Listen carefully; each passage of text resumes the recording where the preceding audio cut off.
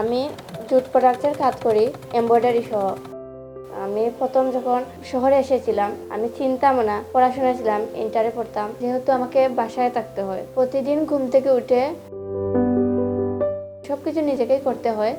তারপর একটু পড়তে হয়, পড়াশোনা করে রেডি হয়ে কলেজে চলে যাই। ক্লাস করে বাসায় আসি, যেহেতু আমি ছোটের জিনিসপত্রগুলো বানাই, সেলাই থাকলে সেলাই করি। মানে অবসর সময়ে আমি লেখাপড়ার পাশাপাশি যখন আমি সময় পাই তখনই এই কাজগুলো করি।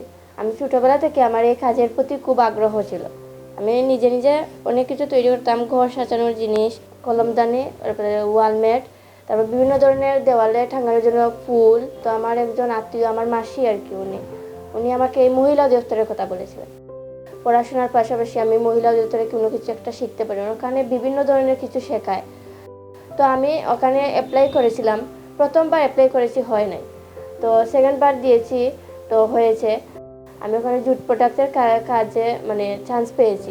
জুট প্রোডাক্টের কাজ শেষ করার পর আমি ওখানে প্রথম স্থান অধিকার করি। তখন আমাকে 150 টাকা দিয়েছিল, তখন ছোটো ব্যাগ বানাইছি। মানে ওখানকার অনুভূতিটা আমার খুবই বেশি আছিল। আমি মনে করি যে একজন নারীর যদি ইচ্ছা শক্তি থাকে তাহলে সে অনেক দূর আগে যেতে পারে তার প্রতিভা দিয়ে।